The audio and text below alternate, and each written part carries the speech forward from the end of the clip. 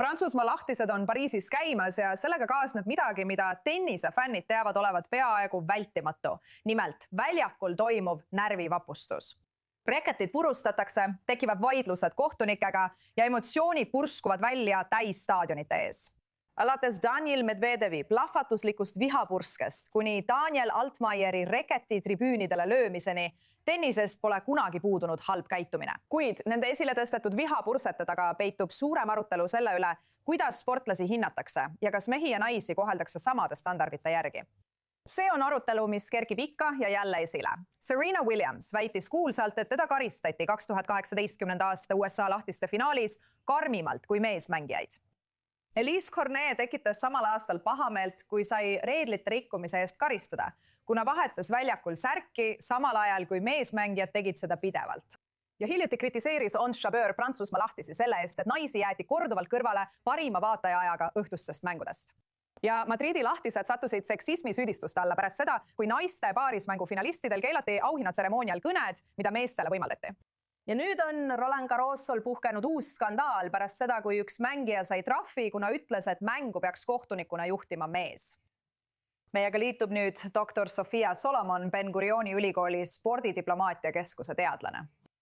Kas te arvate, et tennises kehtib endiselt topeltstandard selles, kuidas mehi ja naisi karistatakse või kujutatakse väljakul viha väljendamise eest?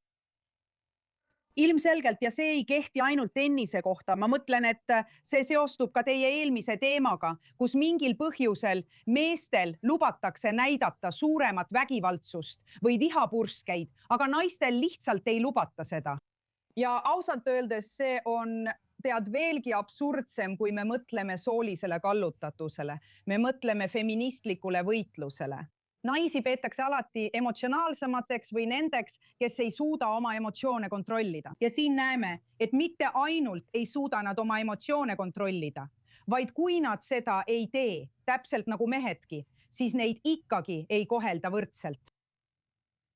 Miks arvad, et meeste emotsioonipurskeid kujutatakse sageli kui kirglikkust või võistlusimu? Samas kui sarnast käitumist naiste puhul nimetatakse pigem emotsionaalseks või ebaprofessionaalseks? Nagu ma mainisin, siis sooline eelarvamus spordis eksisteerib isegi teadlaste maailmas. Ma mõtlen, et minu uurimisvaldkonnas leiab alati võrdlusi nais- ja meesteadlaste vahel.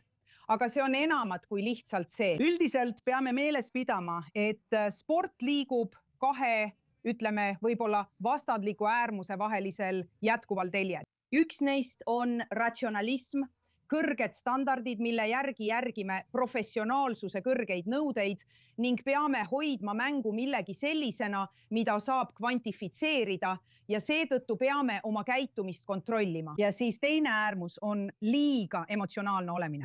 Ja see liiga emotsionaalne käitumine võib viia meid vägivalla piirile, nagu me näiteks fännide puhul nägime, aga ka mängijate endi maailmas. Kui me räägime vägivallast spordis üldiselt, siis see on alati ilmnenud juba kaasaegse mängu algusest peale tegelikult mängijate endi poolt, mitte fännide poolt. Aga mida me tennises näeme, ütleme viimase 2 aastakümne või võib-olla viimase 10 jooksul, on see. Pealtvaatajate arv on olnud palju suurem kui varasematel aastatel oodati. Seetõttu, ja kui ma viitan Prantsusmaa lahtistele, siis nii et sel neljapäeval Prantsusmaa lahtistel ütles üks mängijatest, Daniel Vallecchio, et kohtunik peaks olema mees, mitte naine. Ta tõi selle näiteks, sest ta põhjendas seda väga nõudliku publikuga, nii ta seda nimetas. See tähendab, et ta mitte ainult ei võtnud vastutust oma tegude eest, vaid süüdistas ka kohtunikku. See on väga tuntud sooline eelarvamus, mis eksisteerib spordimaailmas. Aga ma arvan, et veelgi enam me näeme, et vägivalda kujutatakse millegi mehelikuna, mis on meeste maailmas lubatud, kuid naiste maailmas mitte. Lõppkokkuvõttes, kas sa arvad, et naiste tennise tuur on tegelikult muutunud selles, kuidas see emotsioone käsitleb või arvad sa, et lihtsalt rohkem tähelepanu pööratakse sellele praegu?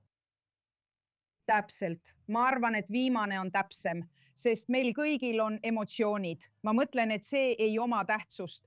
See pole tegelikult sugude küsimus. Kõigil inimestel on emotsioonid. mõned viivad selle äärmuseni. Poliitilise vägivalla uurijana võin ma öelda, et see tõesti ei ole nii.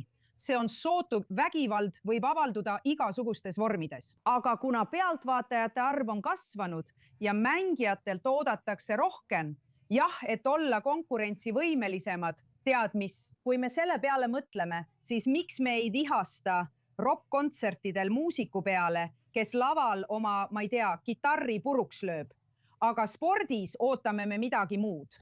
Kuna sport peab arvestama ka ausa mängu põhimõttega ja kõik, mis võid mängu kallutada ning ei kuulu reeglite hulka, võid mängu katkestada.